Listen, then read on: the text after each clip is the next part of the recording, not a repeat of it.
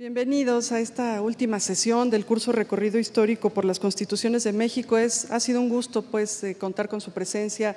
Quiero agradecerles de parte de la doctora Patricia Galeana que nos hayan acompañado y de la misma manera invitarlos a que sigan acompañándonos en las actividades, el próximo curso de verano sobre México y la Primera Guerra Mundial. Y bueno, pues cerramos este curso con broche de oro con la presencia del doctor Miguel Carbonell, que seguramente muchos de ustedes lo conocen. Doctor, sé que hay aquí alumnos de la Facultad de Derecho y de otras instituciones que sin duda lo han leído. Pero bueno, daré algunas líneas sobre la trayectoria del doctor Carbonell. Él es licenciado en Derecho por la Facultad de Derecho de la Universidad Nacional Autónoma de México, es doctor en Derecho por la Universidad Complutense de Madrid, es investigador del Instituto de Investigaciones Jurídicas de la misma UNAM, coordinador del área de Derecho Constitucional de este instituto, el de Investigaciones Jurídicas, es autor de 55 libros y coordinador o compilador de otras tantas obras, ha publicado más de 520 artículos en revistas especializadas y obras colectivas, tanto de México como de otros países como España, Italia, Inglaterra, Argentina, por mencionar solo algunos. Ha coordinado las obras colectivas más importantes de México en materia jurídica, tales como la Constitución Política de los Estados Unidos Mexicanos, comentada y concordada, una obra en 5 tomos, la Enciclopedia Jurídica Mexicana de 15 tomos, la Enciclopedia Jurídica Latinoamericana, obra en 10 tomos, y Los Derechos del Pueblo Mexicano, México a través de sus constituciones, una obra que consta de 25 tomos. Entre otras actividades, es miembro del Consejo de la Comisión de Derechos Humanos del Distrito Federal y esta tarde abordará el último tema, la Constitución de 1917, así que queda con ustedes, doctor, el micrófono es suyo.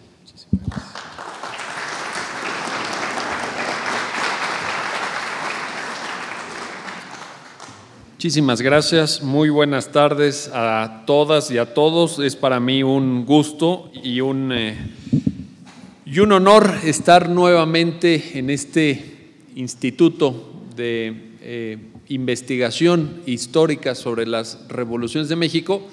Y la verdad es que, si nos hubiéramos puesto de acuerdo, la doctora Galeana y yo, y me hubiera dicho la doctora, ¿qué tema eliges de entre todos los temas posibles que tienen cabida o relevancia en este instituto? Yo hubiera elegido este.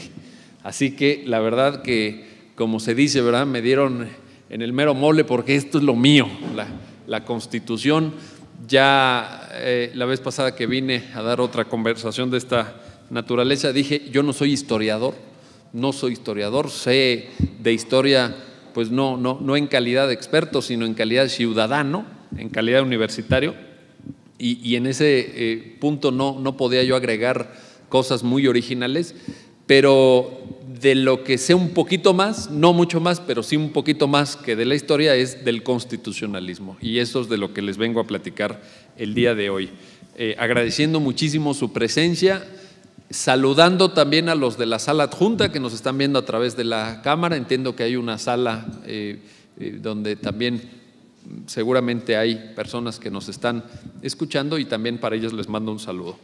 La Constitución de 1917. Miren, para efectos metodológicos creo yo que es pertinente, es relevante dividir mi exposición en 3 partes, a través de las cuales, repito, quisiera articular mi ponencia el día de hoy. En primer término, podríamos ponerle este rubro: el pasado de la Constitución del 17, que supone 2 cosas, supone contestar 2 preguntas fundamentales. Primero, ¿cómo se llega al Congreso Constituyente? ¿Cómo se llega? Y segunda cuestión, ¿qué se discute en el Congreso Constituyente? ¿Cuál es la materia de la discusión en ese teatro, lo que hoy llamamos el Teatro de la República en la ciudad de Querétaro? Primera parte. Segunda parte, diría yo, la evolución histórica y el presente de la Constitución, porque, de acuerdo, se crea la Constitución en Querétaro, se promulga el 5 de febrero de 1917, entra en vigor el 1 de mayo, ojo, porque la gente dice que, o piensa, ¿no?, que entró en vigor el 5 de febrero, no, la entrada en vigor es el 1 de mayo de 1917, y luego de ahí, ¿qué pasa? Luego de ahí, ¿qué pasa? ¿Cómo evoluciona?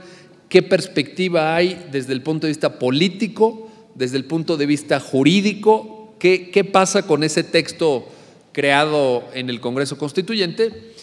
Y tercera parte que no quisiera obviar, que no quisiera omitir porque no sería adecuado o pertinente, dado que está en el debate público, es ¿qué sigue?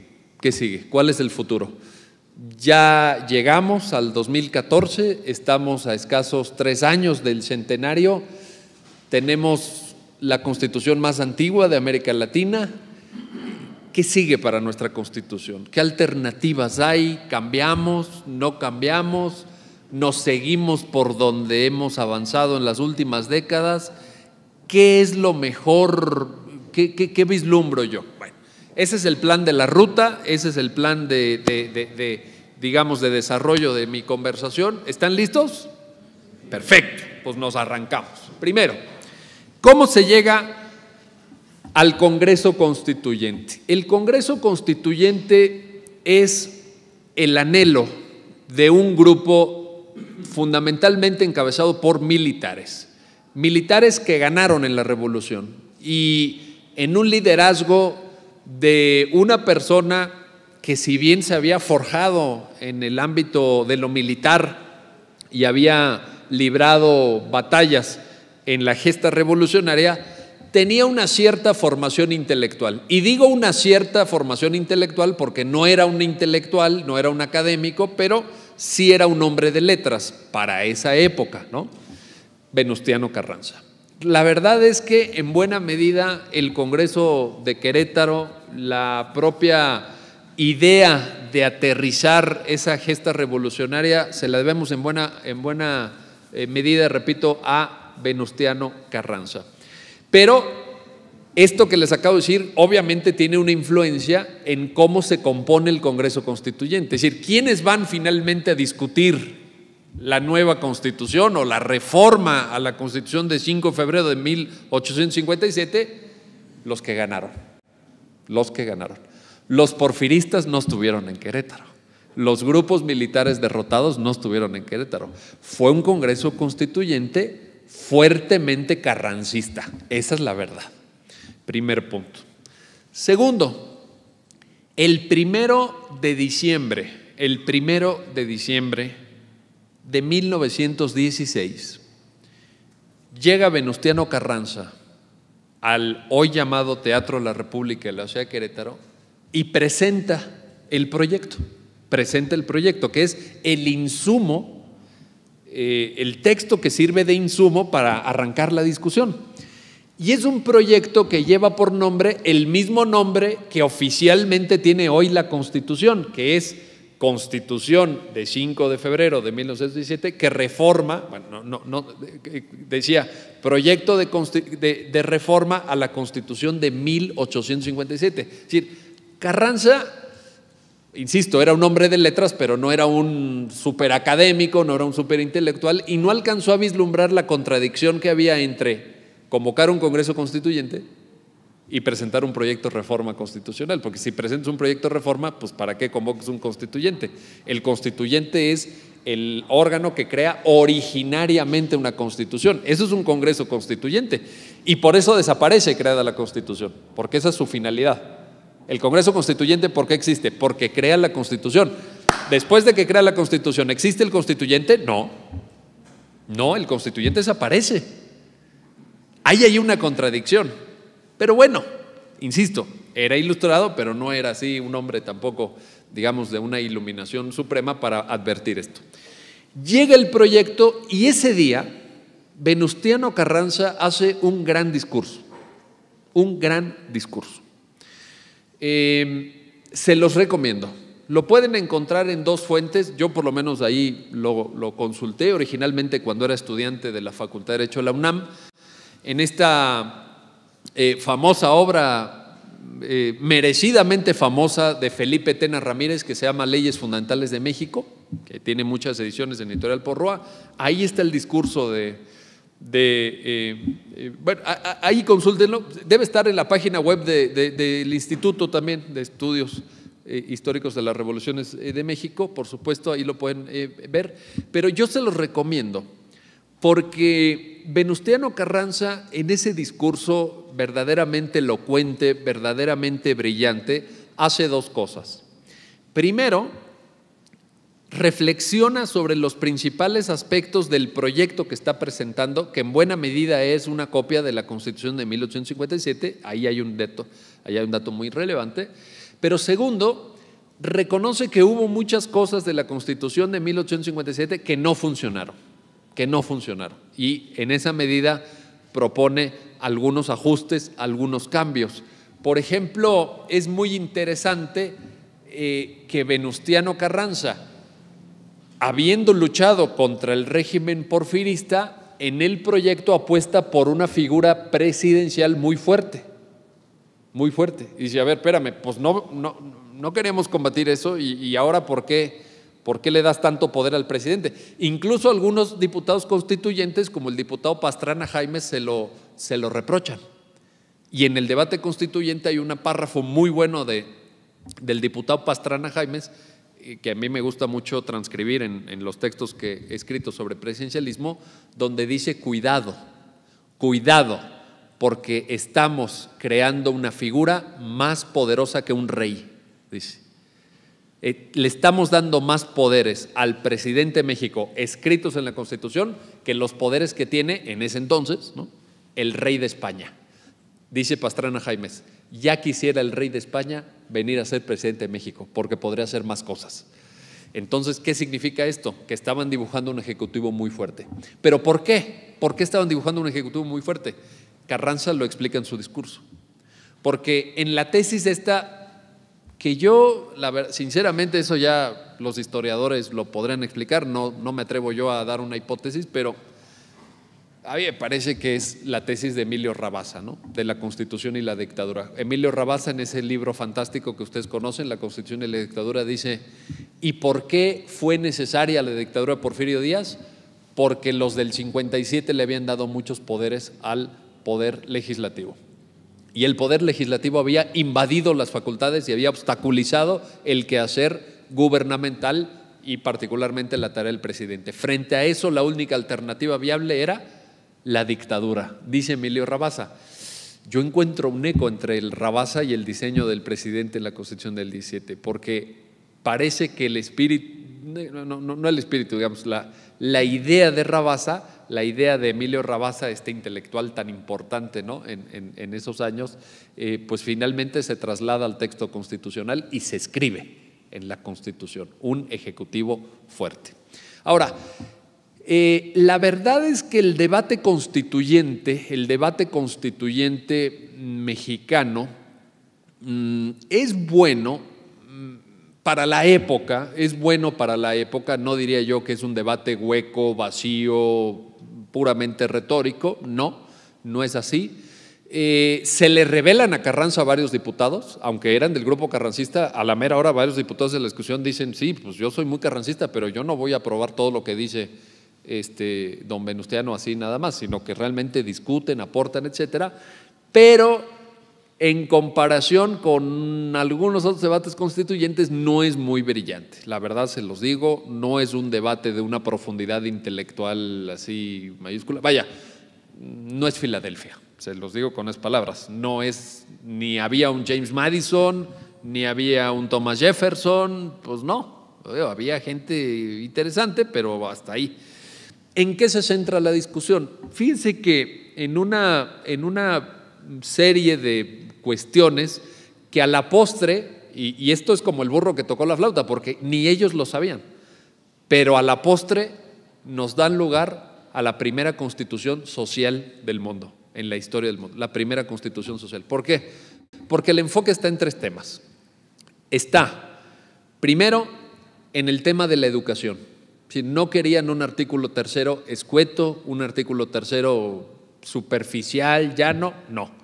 Querían un sistema educativo a cargo del gobierno de la República muy fuerte, muy vigoroso, apostaron a la educación. Segundo, el gran tema en el mundo, probablemente en el mundo, en aquellas décadas del siglo XX, que era el tema de la propiedad.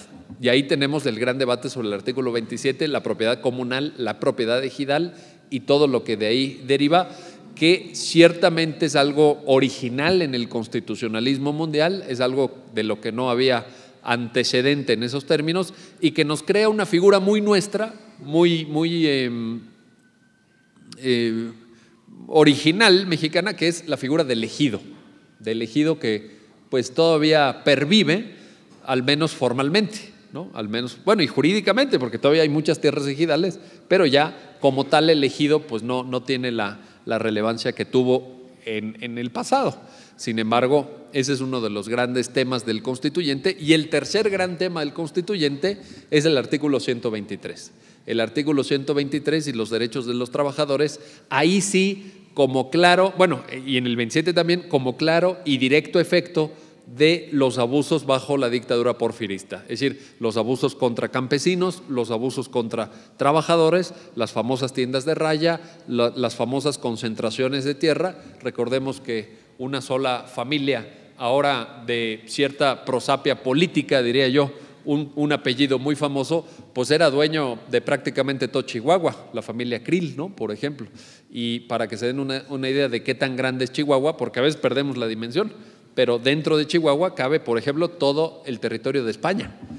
Entonces, como si toda España fuera de una sola persona. Bueno, si a eso no le llaman rey, entonces ¿cómo le llaman?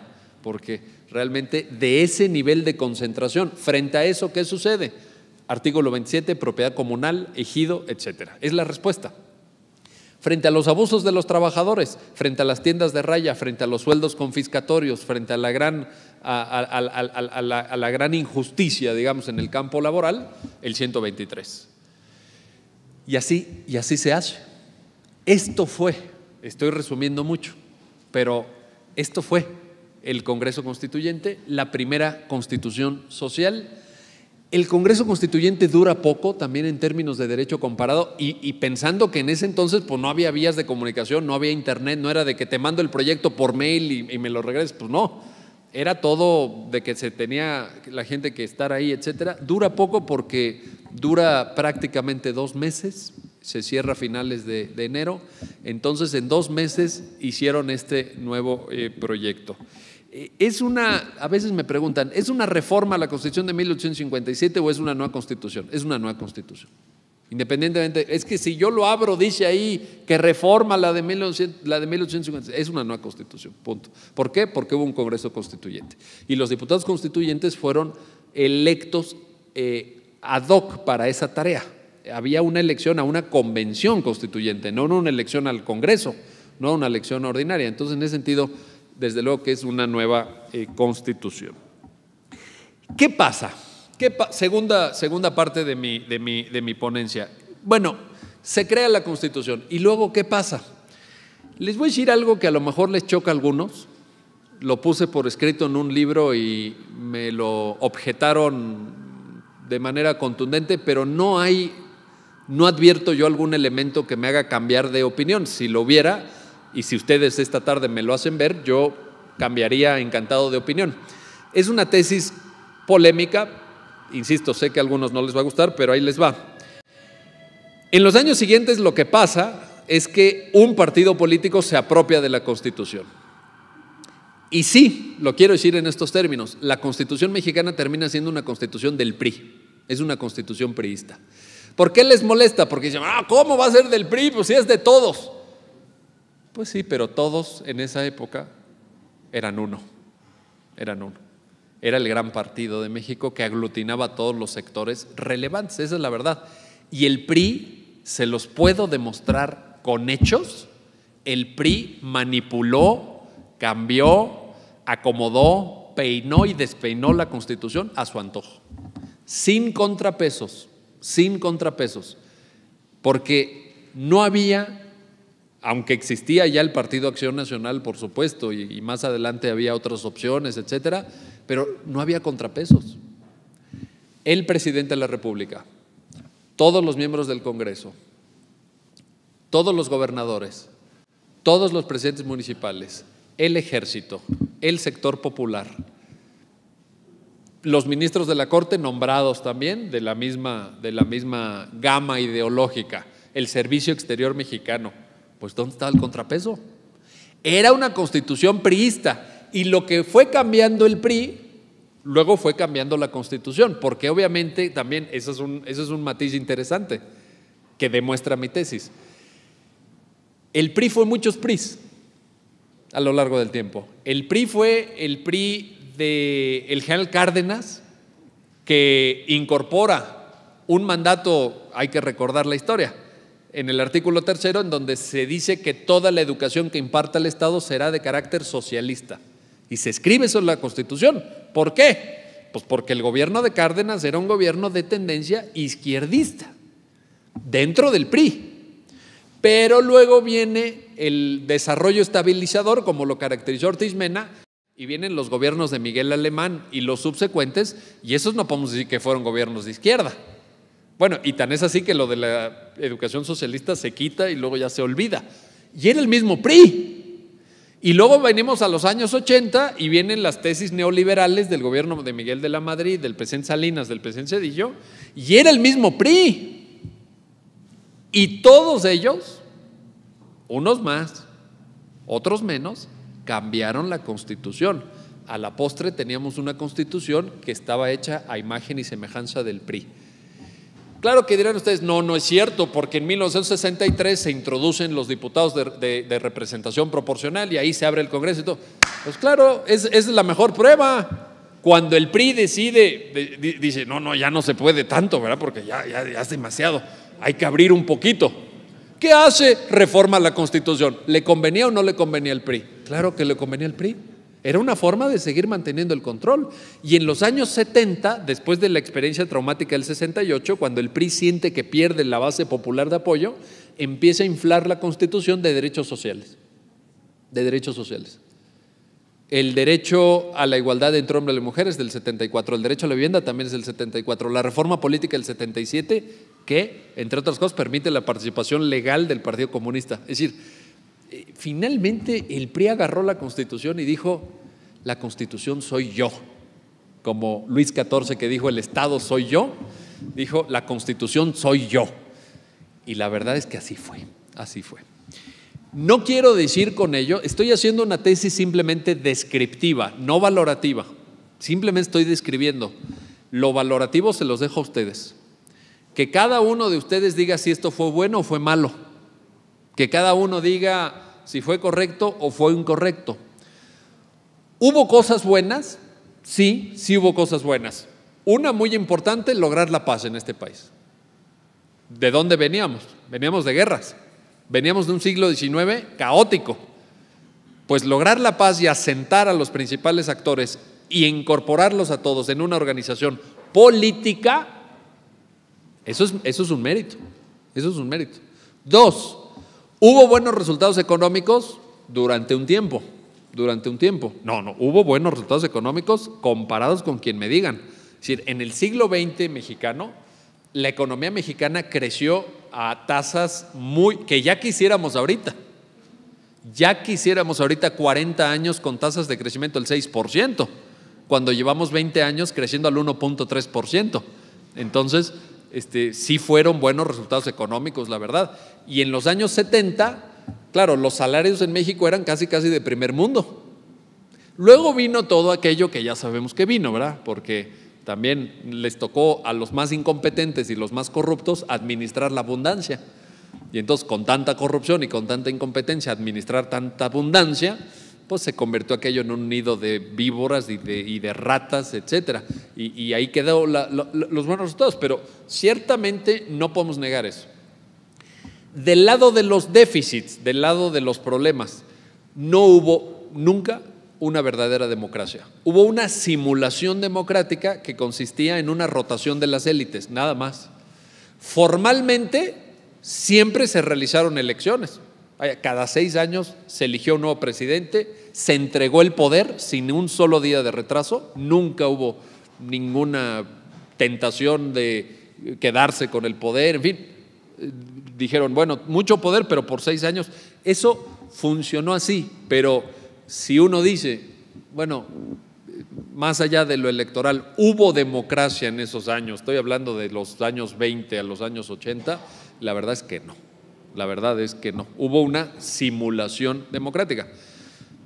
No había oposición real, salvo la oposición que representaba el PAN, muy aislada y muy encajada en sectores sociales vinculados con la jerarquía católica y el alto empresariado. Esa es la verdad. De ahí en fuera, los demás está comprobado, documentado, que incluso nuestros superhéroes de la izquierda hablaban de este lado y cobraban de este lado. Esa es la verdad. Eso está documentado. Es la verdad, vaya, nos puede gustar más o nos puede gustar menos, pero así era. En eso el PRI fue muy hábil, porque siempre fue un poquito de garrote y un poquito zanahoria de premio, ¿no? Entonces fue equilibrando las cosas.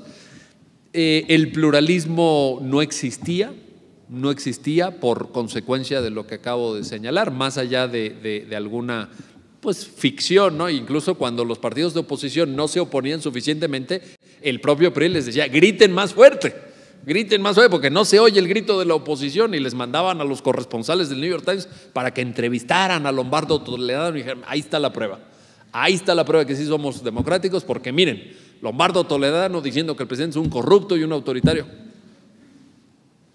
Esa es la verdad. Entonces se manejó de esta manera, y yo creo que eso fue un gran obstáculo al desarrollo democrático, al desarrollo social de este país. Fue un dique a la democracia que luego finalmente se terminó. Bueno, luego viene la alternancia, en fin, la gran desilusión, ¿no? La gran desilusión democrática, porque pensábamos que los malos y los corruptos y todo eran los del PRI. ¿Y cuál? Que vamos descubriendo que los otros son igual de corruptos, además de incompetentes, etcétera, etcétera.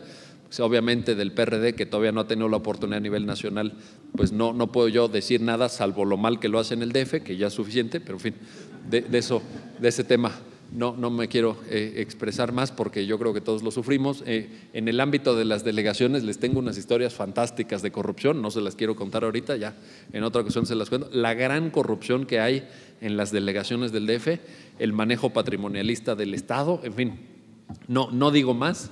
Entonces, las últimas encuestas, el último Latinobarómetro, por ejemplo, nos pone ya en mínimos históricos de aceptación democrática. Cuando se le pregunta a la gente: ¿usted prefiere un gobierno autoritario pero que tenga mejor resultado económico, o un gobierno democrático con un mediocre resultado económico? La gente mayoritariamente, 7 de cada 10 dicen: yo prefiero un gobierno autoritario y tener el refri lleno. Y pues mano fuerte, ¿verdad? Y mano dura para que se aplaquen todos los que andan ahí diciendo, etcétera. Bueno, pues ese es el resultado de la gran desilusión democrática que supuso la transición del año 2000, donde llegó un presidente que fue un excelente candidato, porque eso yo creo que nadie lo puede negar. Vicente Fox fue un excelente candidato, supo leer el tiempo que estaba viviendo, supo leer el sentimiento de muchos millones de mexicanos que votaron por él finalmente, pero fue un pésimo presidente, que cuando ya se sentó en la silla presidencial, pues no supo ni para qué ni cómo, ¿no? Y pues pasaron 6 años. Los últimos se hicieron agónicos, ya. Los últimos 2 ya decíamos todos: ya a qué hora se termina esto, ¿no? Imagínense. Bueno, ¿cómo estamos hoy? 220 decretos de reforma constitucional publicados en el Diario Oficial de la Federación. El último, el 7 de julio, hace 3 días, para modificar una cosa menor del artículo 41, porque realmente no era más que determinar una causal de nulidad de elecciones que había quedado mal redactada de la reforma electoral recientísima, y para ello nos hicieron modificar la Constitución. La anterior, un tema de edad mínima para el trabajo. Ustedes saben que la edad mínima para trabajar era de 14 años, se modifica el 123, se eleva a 15 años, en fin. Esas son las reformas recientes. Ha habido otras, naturalmente, pero 220 decretos, más de 600 modificaciones. Paco lleva la contabilidad exacta. ¿680 y cuántos? 618 modificaciones, me dice el maestro Francisco Burgoa, que es un acucioso contador es un acucioso contador de cada modificación y es realmente una Constitución renovada, de la cual diría yo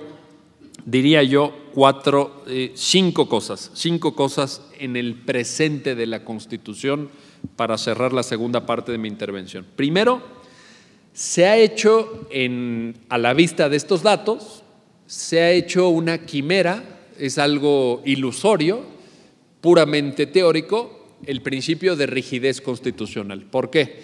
Porque el principio de rigidez constitucional supone que la Constitución es difícil de modificar. En todo caso, si la Constitución es rígida, eso supone que es más difícil de modificar que una ley.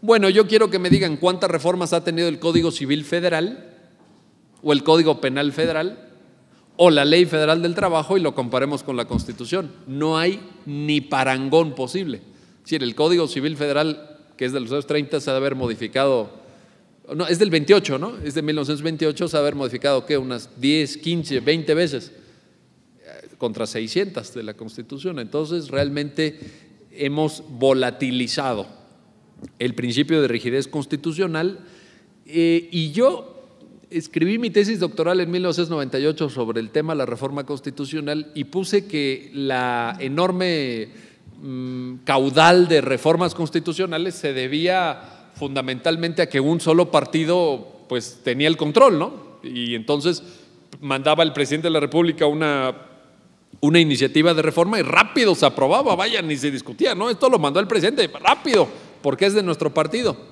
Yo tenía esa tesis. Escribí mi texto en 1998. La verdad es que es una tesis infundada, porque hoy, desde 1997, ya no hay mayoría de un solo partido que pueda reformar la Constitución y sin embargo la Constitución no solamente no se ha dejado de reformar, sino que cada vez se reforma más. Entonces ya no es cuestión de un solo partido, sino que hay una clase política verdaderamente voraz, verdaderamente apetitosa de reformas. No voy a discutir si está bien o mal, simplemente estoy describiendo que así es, los números lo demuestran, los números lo acreditan y esto no depende de un solo partido. Pero lo que sí es cierto, y eso lo sigo manteniendo y lo defiendo, es que nuestro principio de rigidez constitucional en México está muy hecho a un lado. Se reforma la Constitución cada 5 semanas en promedio y esto nos da lugar a muchos problemas. Segundo, en consecuencia en parte de esto, tenemos una Constitución hipertrofiada. ¿A qué me refiero con una Constitución hipertrofiada? A que verdaderamente la Constitución se ha ido ensanchando de una manera muy considerable. El doctor Diego Valadez refería hace poco en un texto que la Constitución original que sale del Teatro de la República de Querétaro, es decir, el texto que crea el constituyente, tenía 20,000 palabras aproximadamente, 20,000 palabras. Si uno cuenta las palabras, 20,000. Hoy tenemos más de 70,000 palabras. 70,000 palabras. Es decir, metimos en la Constitución 3 constituciones más. Las metimos ahí. Tenemos una Constitución hipertrofiada y con una tendencia muy peligrosa que yo espero que no persista. Quiero pensar que fue una urgencia coyuntural de ahora, en los últimos decretos, hipertrofiar los transitorios. Sí, ya el decreto de reforma energética, no sé si lo leyeron, pero el decreto de reforma energética es como una página y los transitorios son como 5 páginas. Los transitorios. Entonces, pues realmente la reforma electoral lo mismo, también cantidad de transitorios, en fin. Yo creo que tenemos una Constitución hipertrofiada, una Constitución que se ha ido ensanchando de forma exagerada, hasta llegar a un grado de detalle que ninguna otra Constitución del mundo tiene. Bueno, al grado que en el 2008 incorporaron en la reforma, electoral del 2007, incorporaron hasta cuántos segundos, no digo minutos, segundos de mensajes publicitarios podía tener cada partido político. 2 minutos con 30 segundos. Bueno, eso ni en un reglamento, ¿no? En unos lineamientos que expidiera el IFE, ahora INE. Bueno, nosotros lo escribimos en la Constitución y tantos segundos entonces, pero fuera de periodo electoral tantos minutos. ¿Qué es eso? Eso tiene que estar en la Constitución. En la Constitución tenemos cerillos y fósforos, por ejemplo. Saben que los cerillos están constitucionalizados en México, los cerillos y fósforos. El aguamiel, ¿saben qué es el aguamiel? El pulque, está en la Constitución el pulque, la cerveza está en la Constitución, los rastros, es decir, los establecimientos donde se sacrifica animales para consumo humano están en la Constitución. El drenaje y alcantarillado está en la Constitución. ¿Todo eso es materia constitucional, pregunto? Todo eso debería estar en una Carta Magna. Tenemos una mini ley federal del trabajo en el 123, una mini constitución del DF en el 122, una mini ley agraria en el 27. Yo creo que todo eso no, sinceramente, no tendría que estar. Tercer asunto derivado de esto, tenemos un problema serio de desconocimiento constitucional. Es decir, esta idea de que toda la gente sabe qué dice la Constitución y todo no es cierto. Nosotros hemos levantado 2 encuestas en el Instituto de Investigaciones Jurídicas de la UNAM y les hemos preguntado a la gente, ¿qué tanto conoce usted su Constitución? Así le hemos preguntado, ¿qué tanto conoce usted su Constitución? Y de entrada, ya de entrada el 90% te dice poco o nada. Pero conocerla poco es conocerla nada realmente, porque poco, ¿qué significa? ¿El artículo 3? ¿El 27? Que son los más famosos, el 123 a lo mejor, ¿y qué? Y a ver, ¿conoces el 123? Bueno, ¿y para qué te sirve eso? Ah, bueno, pues es que ahí dice que 8 horas de jornada laboral. Bueno, ¿y? O sea, conocer poco y nada es nada. Pero no contentos con esto, pusimos una pregunta de control para ver si no nos estaban mintiendo. Es decir, en el 10% que dijo que sí la conocía, dijimos, vamos a ver si es cierto. Y la siguiente pregunta de nuestra encuesta fue, ¿cuál es el órgano que se encarga de reformar la Constitución? Usted dice que la conoce, ¿verdad? Que la ha leído. Dígame, ¿quién la reforma? 40% dijo el presidente. Otro 40% dijo el Congreso. Se aproxima más, pero tampoco. El 5% dijo el IFE. El 1% dijo la CNDH, como que oyó, ¿no? Así, oyó en el camión un comercial, la CNDH defiende tus derechos, una cosa, y dijo, la CNDH reforma la Constitución. O sea, a la postre nos dimos cuenta de que solo el 3% dijo el Congreso de la Unión y las legislaturas de los estados, que es la respuesta correcta, obviamente. Entonces, tenemos un problema grave de desconocimiento constitucional. Cuarto elemento que creo que tenemos que considerar en esta segunda parte de mi exposición referida al presente, tenemos un nuevo actor, diría yo, central, nuevo, porque no había tenido en el pasado la relevancia que hoy día tiene, que es la Suprema Corte. La Suprema Corte, de unos años a esta parte, ha hecho un trabajo importante, no siempre positivo, pero ciertamente importante, de aterrizaje de la Constitución. Le ha dado un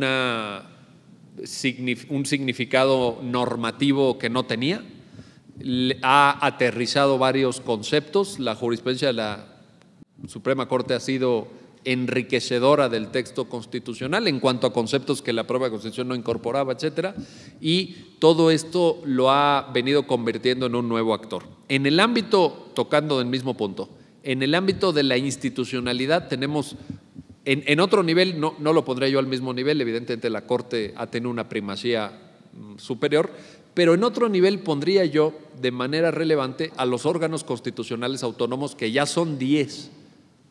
O sea, como que ya los reformadores de la Constitución se engolosinaron con los órganos constitucionales autónomos.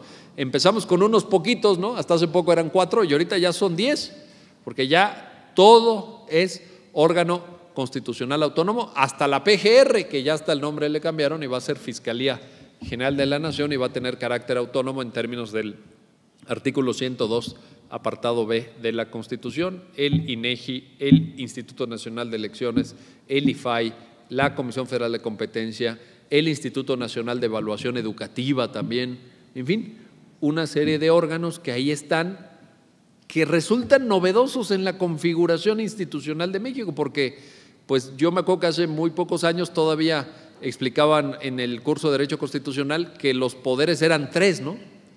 Ejecutivo, legislativo y judicial, y párale de contar. Y yo creo que ahora realmente nuestro paisaje institucional se ha venido enriqueciendo y nadie puede desconocer que existe un INE, que existe un INEGI, que existe un IFAI, que existe un Banco de México, que tienen tareas importantísimas a su cargo. Y eso creo que también es una novedad. Quinta y última cosa de nuestro presente constitucional: ha habido reformas buenas, diría yo, reformas alentadoras, reformas positivas, que no han tenido el efecto deseado y no lo tienen todavía, porque tenemos malos operadores en la práctica. Si tenemos buenos textos, y hoy me dicen, oye, pero el texto da para mucho, pero tenemos malos operadores. Ahora yo voy recolectando anécdotas, si tuviera tiempo las pondría todas en un libro que sería seguramente el mejor libro de mi vida. Todas las anécdotas de la incapacidad para llevar a cabo el sistema de juicios orales en materia penal, porque los abogados y abogadas de este país simplemente no saben hablar en público. Tengo cantidad de anécdotas de abogados que llegan a la audiencia, les da la palabra al juez y en ese momento renuncian a la defensa. En ese momento. Y tengo anécdotas del procesado peleando en la audiencia con su abogado, porque ¿cómo que va a renunciar si yo ya le pagué? Ahora me cumple, usted me defiende. Y el otro, no, pues es que no sé, yo no sé, me dijo el juez que presentara yo la teoría del caso, yo ni sé qué es la teoría del caso, me dijo que el alegato de apertura, yo no sé qué es un alegato de apertura, yo eso nunca lo he hecho, yo ya me voy. No, usted se queda porque mire, y el juez viendo así. Y esa es una reforma buena. Esa es una reforma que la justicia penal requería en México, que tiene cosas muy de avanzada. Pero ¿qué pasa? Tenemos malos operadores. Y ahí está IFETEL, que está metido en una bronca ahorita, y ahí están otros órganos donde, por ejemplo, los derechos de las víctimas a través de la Comisión Nacional de Protección de Víctimas, que lo primero que tienen que resolver son sus propios pleitos internos, porque se están peleando la presidencia del órgano. A ver, ¿quién es el presidente? Tú, no, tú quítate. Uno de sus integrantes, que era presidente y la quitaron, se amparó para seguir siendo presidenta. Y es el órgano que protege a las víctimas del delito. Y ese es el debate que tiene en la mañana. ¿Quién va a ser el presidente? ¿Tú o yo? ¿Sí me explico? Y los derechos de las víctimas importan. Es muy importante, se constitucionalizaron en el artículo 20, apartado C. Entonces, pues tenemos buenas reformas, pero malos actores. Esta es la quinta cosa que les quiero decir. Finalmente, y con esto termino, ¿qué sigue? ¿Cuál es el horizonte? ¿Cuál es el futuro? Veo tres posibilidades. Una, más reformas, como las que ha habido. No sabemos en qué materia, pero eso no importa, porque nosotros no lo sabemos, pero los legisladores sí lo saben. Ellos se les ocurrirá algo para seguir justificando cobrar su quincena. Dos, una cosa que propuse en el último aniversario, en un evento que tuvimos en Jurídicas y en un texto que publiqué en la revista Nexos, que tuvo bastante impacto entre los académicos y la mayoría de mis colegas profesores lo vieron bien: una moratoria constitucional, una moratoria. Es decir, ya se hicieron muchas reformas, vamos a ver si funcionan o no, démonos un tiempo. Mi propuesta es démonos un tiempo, un espacio. Vamos a ver si funciona o no funciona. No podemos estar cambiando cada semana la Constitución, con esta ocurrencia hoy, con esta ocurrencia mañana. Como decía Diego Valadez, es que la Constitución de México se tiene que imprimir en hojas desechables, porque hay que irla cambiando. Entonces, una moratoria, 3 años hasta el centenario, 5 años, no sé, pensemos, pero detengamos esto porque si seguimos así, nunca va a haber cultura constitucional, nunca va a haber identidad constitucional y nunca nos vamos a dar una pausa. Si a uno como especialista le cuesta estar al día, o sea, yo apenas estaba entendiendo la reforma energética, me publican la siguiente. Dijo, bueno, ya la energética la dejo, voy a la electoral. Estoy en la electoral, me publican la de transparencia. Bueno, la dejo, entonces voy a la transparencia. y me dedico a eso profesionalmente. ¿Por qué le podemos pedir a un ciudadano común y corriente? ¿Cómo voy yo y le digo, compre su Constitución, mire, léala, ponga atención? Si me va a decir, y la semana que entra la van a cambiar. ¿Y sabe qué? Va a tener razón ese ciudadano. Es lo peor, que va a tener razón. Entonces, ese sería un segundo escenario. Tercer escenario, lo que podríamos llamar, y lo uso de la manera más amplia, más genérica posible, una nueva constitución. Una nueva constitución. Que puede ser dos cosas. Por eso digo que lo uso, el término nueva constitución lo uso en un sentido elástico. Podemos llegar a una nueva constitución haciendo una reforma integral sin convocar Congreso Constituyente. Es decir, con el proceso que tenemos hoy de reforma, pero agarrando del artículo primero al último y reescribiendo la Constitución para quitar cosas que no deben estar, adelgazar la Constitución y tener una Constitución de principios y no de detalle como tenemos ahorita. O sea, fuera rastro, fuera pulque, fuera cerillos y fósforos, fuera alcantarillado, todo eso para afuera, fuera muchos detalles, mucho más sistemática, porque hoy es de chile, de dulce y de manteca. Por ejemplo, la Comisión Nacional de los Derechos Humanos y la PGR están dentro del capítulo que la Constitución intitula del Poder Judicial, ¿sí? Que va del artículo 94 al 107. Entonces, en el 102 está la Comisión Nacional de los Derechos Humanos, que díganme si forma parte del Poder Judicial, y la PGR, que díganme si forma parte del Poder Judicial. Bueno, y ahí están, ¿no? Y en el capítulo de derechos tenemos al INEGI, tenemos al Banco de México, tenemos a los tribunales agrarios, tenemos a la Procuraduría Agraria. Oiga, y en el capítulo de derechos, y tenemos al Instituto Federal de Telecomunicaciones y tenemos a la Comisión Federal de Competencia. Oye, y no que había una parte dogmática y una parte orgánica, no, aquí todo parejo. Aquí todo parejo. Y en el artículo cuarto, abran el artículo cuarto, porque sí es una preciosidad. El artículo cuarto, igualdad entre hombres y mujeres, derecho a la salud, derecho al medio ambiente, derecho a la cultura, derecho al deporte, derecho a la vivienda, derecho al nombre de los niños, interés superior de la niñez, y lo que se acumule esta semana, ¿no? Ya mañana termina, pero ya lo que se acumule, ¿no? Entonces, realmente carece de sistemática, no, en fin, se podría hacer. Y nos daría una nueva constitución, de facto sería, aunque no hubiera un Congreso Constituyente. Y la otra es la solución radical de ir a un Congreso Constituyente. Ir a un Congreso Constituyente. Yo he defendido esta idea y la defiendo, y he escrito sobre esta idea y sobre la pertinencia de que ya nos demos una nueva constitución, en teoría, porque observo un drama práctico que siempre que defiendo esta idea, alguien me lo echa en cara. Y tantas veces me lo han echado en cara que ya me lo estoy empezando a tomar en serio. Y me dicen, es muy sencillo el argumento en mi contra, dicen, pero ¿cómo defiendes tú convocar a un Congreso Constituyente? Que significa de facto escribir desde cero la nación. Porque si un Congreso Constituyente es sentarse ante una hoja en blanco. Y ahora sí, artículo primero, artículo segundo, vámonos, pero desde cero. ¿Cómo dices tú que convoquemos un Congreso Constituyente cuyos integrantes van a ser nuestros actuales políticos?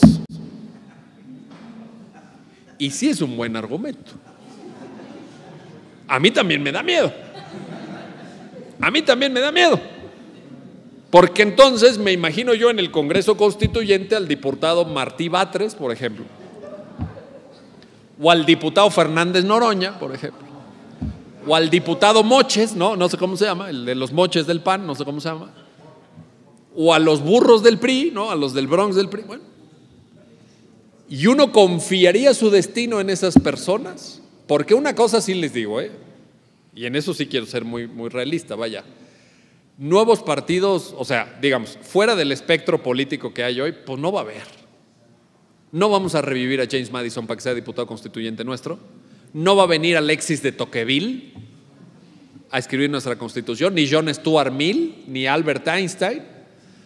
Serán Batres, Noroña, lo que hay. No vamos a inventar. Y esto es un argumento que a mí me echan mucho en cara y cada vez me da la impresión que tienen razón mis críticos. Solo puedo rebatirlo de una manera. En primer término, la experiencia de derecho comparado y de política comparada sobre nuevas constituciones nos demuestra que siempre a un Congreso Constituyente se llega con un texto previamente escrito por especialistas. Y eso pudiera acotar un poquito la discusión, ¿no? Que gente que sabe escribiera el proyecto y le dijera, a ver, se discute, pero se discute sobre esto, no sobre lo que a ustedes se les ocurra, porque si no, no terminarían nunca, ¿no? Entonces se discute sobre esto. Usted diga esto sí, esto no, o póngale una coma en vez de un punto y coma, nada más. Y la segunda defensa de mi argumento por la cual pudiera ser atractivo ir a un Congreso Constituyente es que ciertamente nuestra clase política es muy chafa, pero tampoco es que la de 1916 fuera mucho mejor. Tampoco es que la del 16 fuera mucho mejor. Pongo a salvo la de 1857 porque aquello era otra cosa. Esa generación sí era otra cosa, eso sí, aparte. Pero la del 16 no. No me digan que había ahí grandes ámbitos intelectuales ni grandes líderes. No es cierto. Entonces, pues a lo mejor ahí va, ¿no? En promedio. Claro que eso quiere decir que en 100 años no hemos avanzado nada, pero bueno. No, sí, porque si está igual que los del 17, imagínense, quiere decir que no hemos avanzado nada. Pero sería la única defensa que yo tendría. Lo que sí creo es que la ruta de seguir igual no nos va a dar buenos resultados. ¿Por qué? Porque no nos los ha dado. Y ya llevamos muchos años cambiando esto hoy, esto mañana, aquello pasado mañana, y los resultados no son óptimos. ¿Qué tanto no son óptimos? Para que vean que no es una idea de un profesor. En la Cámara de Diputados hoy están pendientes de dictaminarse 1,400 iniciativas de reforma constitucional. Y ya llevamos ¿cuántas? Y todavía están pendientes 1,400, quiere decir que esto es el cuento de nunca acabar. De nunca acabar. Todos los diputados que llegan a la Cámara quieren dejar su huella en la Constitución. Ellos piensan que es su destino histórico, ¿no? Que es la forma en que se inscriba su nombre en un libro de historia. Y ha habido reformas un tanto singulares. Por ejemplo, hubo una que reformó la denominación de una entidad federativa, fíjense ustedes. Un decreto reforma para decir que Coahuila, que todos conocemos por Coahuila, y cuando dicen Coahuila, todo el mundo sabe a qué nos referimos cuando decimos Coahuila. Ah, no. La reforma consistió en que ahora se llama oficialmente, en términos del mandato de Constitución, Coahuila de Zaragoza. ¿Qué cambio tan trascendente eso no? No, yo creo que estos ya se sienten tranquilos, los de Coahuila ya han de estar satisfechos entonces, porque ya se llaman de Zaragoza, ¿no? Esas son las ocurrencias de nuestros diputados, esas son las ocurrencias. Entonces, yo creo que no deberíamos de seguir mucho más por la ruta por la que estamos. Yo creo que o paramos y nos damos un tiempo para saber qué hemos hecho en estos años, para procesar, analizar, refinar, intentar aplicar lo mejor que podamos la Constitución, porque ese es otro problema, que no se aplica, es muy bonita en la teoría, pero no se aplica. Entonces, calmémonos, paremos a pensar y apliquemos lo que podamos aplicar. O la otra, de plano, decir, si hay tanta necesidad de cambios porque esto no funciona, sustituyámoslo. Este carro ya no camina, ya no caminó, vámonos a lo que sigue. Vamos a traer un modelo nuevo, vamos a traer unas ideas nuevas y vamos a ver si jala mejor la Constitución del México democrático del siglo XXI. Eso es la idea. Bueno, todo esto es lo que quería compartir con ustedes y por supuesto les reitero mi agradecimiento a ustedes por su compañía, por su presencia, que en mucho me honra, y al Instituto de Estudios Históricos por la nueva oportunidad de compartir con ustedes estas reflexiones. Muchísimas gracias.